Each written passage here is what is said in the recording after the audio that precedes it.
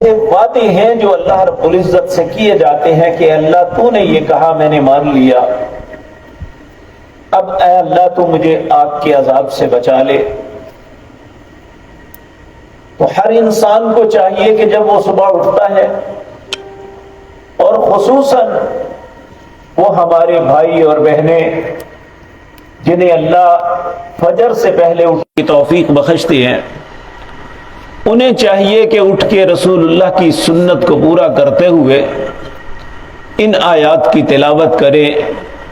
ان فی خلق السماوات والارض واختلاف اللیل والنہار لآیات لأولی الالباب الذین یذکرون اللہ قیاما وقعودا وعلی جنوبہم ویتفکرون فی خلق السماوات والارض ربنا ما خلقت هذا باطلا سبحانک فقنا عذاب النار ربنا انك من تدخل النار فقد اخزيته وما للظالمين من انصار ربنا اننا سمعنا مناديا ينادي للايمان ان امنوا بربكم فآمنا ربنا فاغفر لنا ذنوبنا وكفر عنا سيئاتنا وتوفنا مع الابرار ربنا وآتنا ما وعدتنا على رسلك ولا تخزنا يوم القيامة انك لا تخلف الميعاد۔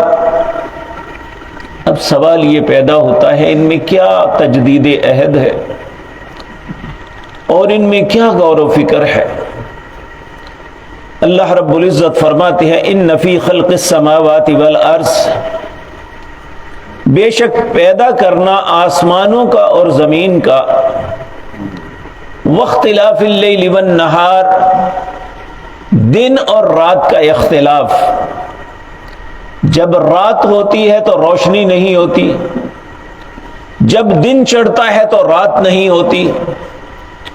اور یہ بات یاد رکھیں کہ رات کو دن سے الگ کرنا یا دن کو رات سے الگ کرنا، رات میری نشانیوں میں سے بہت بڑی نشانی ہے۔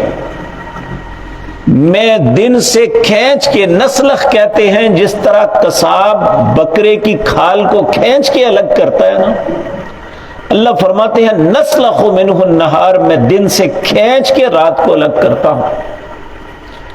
آپ دیکھیں اب دن چڑھنا شروع ہوگا اور یہ بتدریج سارا کچھ ہوگا۔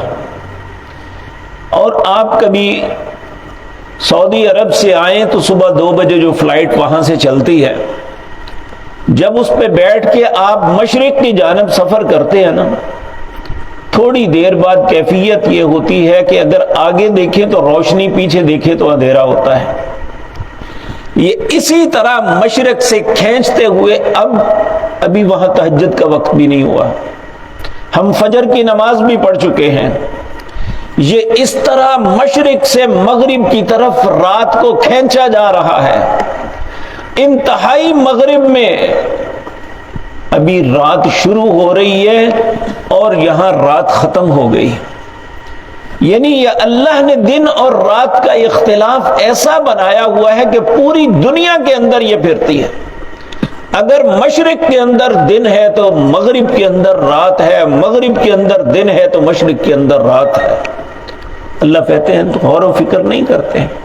ان فی ذالک لآیات لأولی الالباب، عقل مندوں کے لیے کتنی نشانیاں ہیں۔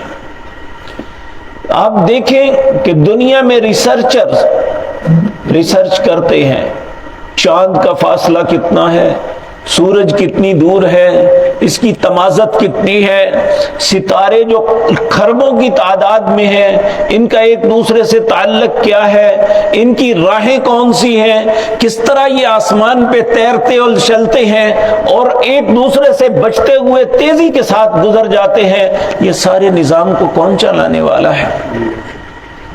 وہ تو یہ فاصلے تو ناپ لیے لیکن بنانے والے کو نہ پہچان سکے۔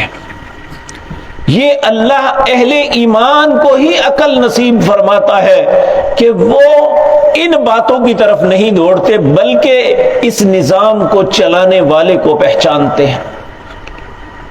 تو اللہ رب العزت فرماتے ہیں ان فی ذلک لآیات لأولی الالباب، ان ساری نشانیوں کو دیکھ کے، اپنے مالک کو پہچان کے، وہ لوگ یذکرون اللہ قیاما وقعودا وعلی جنوبہم، وہ اللہ کا ذکر کرتے ہیں۔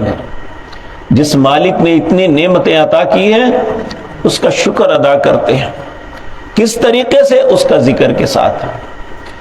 اللہ فرماتے ہیں اگر قیام میں ہو یعنی کھڑے ہیں تب بھی اللہ کا ذکر، وقعودا بیٹھے ہیں تو تب بھی، ذہن میں جب بھی خیال آیا تو بے اختیار الحمدللہ اللہ کی تعریف نکلتی ہے۔ وعلی جنوبہم، اگر اپنی کروٹوں کے بل لیٹے بھی ہوں تو اللہ کے ذکر کو فراموش نہیں کرتے۔ اللہ ہمیں بھی ایسا مسلمان بنا دے۔ وَيَتَفَكَّرُونَ فِي خَلْقِ السَّمَاوَاتِ وَالْأَرْضِ، غور و فکر کرتے ہیں جو اللہ نے آسمانوں میں پیدا کیا اور جو زمینوں میں پیدا کیا۔ اب دیکھیں زمین پہ کتنی مخلوقات ہیں، ہم ان کی تعداد نہیں گن سکتے، بلکہ ایک مخلوق یعنی یہ بکرا ہے، اسے ہی لے لیں، دنیا کے مختلف ممالک میں اس کی کیفیتیں مختلف ہیں، شکلیں مختلف ہیں، انداز مختلف ہے، قد بت مختلف ہے۔ اور اسی طرح بھینس ہے، کہیں اس کی طرز کوئی ہے، کہیں کوئی ہے۔ اب چائنا میں بسنے والی بھینسوں کو دیکھیں، ان کی اور جو ہمارے علاقے کی ہیں ان کی شکلوں کا زمین و آسمان کا فرق ہے۔ افریقہ کے اندر جو بھینسیں ہوتی ہیں ان کی شکل ہی اور ہے۔ یہ کیفیتیں اللہ نے ایک ایک نسل کے اندر بے شمار شکلوں کو پیدا کیا۔ تو زمین و آسمان میں جو کچھ اللہ نے پیدا کیا اس کے معاملے میں غور و فکر کرتے ہیں، پھر کہتے ہیں ربنا ما خلقت ھذا باطلا، جس نے دنیا میں اتنی نعمتوں کو بکھیرا اس نے ہمیں فضول تو نہیں نہ پیدا کیا۔ آپ یاد رکھیں اللہ نے انسان کے لیے دنیا کی ہر نعمت پیدا کی، لیکن انسان کو اپنے لیے پیدا کیا۔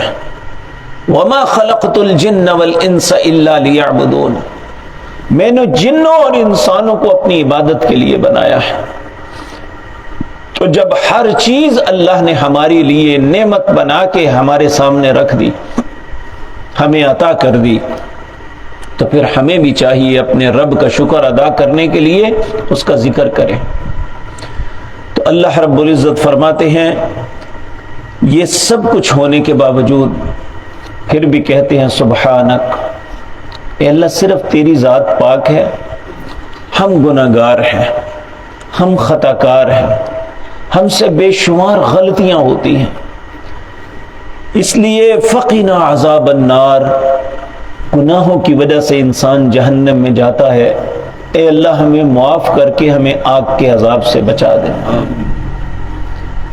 پھر اللہ سے کہتے ہیں ربنا انک من تدخل النار فقد اخزیتہ، اے اللہ جسے تو نے آگ میں داخل کیا فقد اخزیتہ، وہ ذلیل ہو گیا۔ اور یاد رکھیں صرف آگ میں داخل نہیں کیا جائے گا بلکہ پوری طرح گھسیٹا جائے گا، ذلیل کیا جائے گا۔ کہتے ہیں نا اگر کوئی انسان تھوڑی سی سفر کر کے آئے یا کچھ، یا موٹر سائیکل پنکچر ہو جاتی ہے، گاڑی کو دھکا لگانا پڑ جاتا ہے، کہتا ہے میں بڑا ذلیل ہویا۔ حقیقتاً یہ ذلیل نہیں، یہ صرف انسان کو تھوڑی سی تکلیف ہوئی ہے۔ اصل ذلت اس بندے کے لیے ہوگی جسے جہنم میں پھینکا جائے، جسے فرشتے گھسیٹیں گے۔ تو کہا ربنا انک من تدخل النار فقد اخزیتہ، اے اللہ جسے تو نے آگ میں ڈالا فقد اخزیتہ، وہ تو ذلیل اور رسوا ہو گیا۔ وما للظالمین من انصار، اے اللہ ظالموں کا کوئی مددگار نہیں اس وقت ہوگا۔ پھر وہ اللہ سے التجا کرتا ہے ربنا، اے میرے رب اننا سمعنا منادیا ینادی للایمان، اے اللہ ایک منادی کرنے والے کی ندا کو سنا جو ایمان کی طرف ہمیں بلا رہا تھا، یہ منادی کرنے والے کون ہیں؟ جناب محمد الرسول اللہ۔ ہم نے ان کی زبان سے سنا کہ وہ ایمان کی طرف بلا رہے تھے کہ ان آمنوا بربکم، اپنے رب پہ ایمان لے آؤ۔ فآمنا، اے ہمارے رب ہم ایمان لے آئے۔ یہ اللہ کو یقین دلانا ہے کہ اللہ تیرے منادی کرنے والے کی ندا پہ ہم نے لبیک کہا، انہوں نے ہمیں کہا ان آمنوا بربکم، اپنے رب پہ ایمان لے آؤ۔ فآمنا، ہم ایمان لائے۔ اے اللہ اب ہماری تجھ سے التجا یہ ہے، ربنا فاغفر لنا ذنوبنا، اے اللہ ہمارے گناہوں کو بخش دے، وکفر عنا سیئاتنا، ہماری خطاؤں سے درگزر فرما، وتوفنا مع الابرار، اے اللہ جب ہمیں موت دینا تو نیک لوگوں کا ساتھ نصیب فرمانا۔ ربنا وآتنا ما وعدتنا علی رسلک، اے اللہ تو نے اپنے رسولوں سے وعدہ کیا کہ ولا تخزنا یوم القیامہ، اہل ایمان کو جو اللہ رب العزت کی عبادت کرنے والے، اس کے ساتھ شرک نہ کرنے والے، اس کی توحید پہ قائم رہنے والے، انہیں قیامت کے دن ذلیل نہیں کرے گا۔ انک لا تخلف المیعاد، اے اللہ تو اپنے وعدے کے خلاف نہیں کرتا۔ اب یہ آیتیں پڑھ کے یہ احساس ہوتا ہے کہ انسان کو یہ بات سمجھ لینی چاہیے کہ جن باتوں کا میں اللہ کو یقین دلا رہا ہوں، کیا واقعتاً اس پہ عمل بھی کرتا ہوں؟ کیا واقعتاً میں اللہ رب العزت نے جس ایمان کی دعوت دی تھی، اس کے رسول نے ہمیں کہا تھا کہ اپنے رب پہ ایمان لاؤ، کیا ہم اس کی توحید پہ قائم ہیں؟ اس کے ساتھ شرک تو نہیں کر رہے، ہم اس کی عبادت کرتے ہیں، اس کے فرائض کو پورا کر رہے ہیں، تو پھر تو ہم اگلی بات کر سکتے ہیں، ربنا فاغفر لنا ذنوبنا وکفر عنا سیئاتنا وتوفنا مع الابرار، ربنا وآتنا ما وعدتنا علی رسلک ولا تخزنا یوم القیامہ انک لا تخلف المیعاد۔ اگر ہم ہی اپنے عہد کو پورا نہیں کرتے تو اللہ سے ان باتوں کو کیسے مانگ سکتے ہیں؟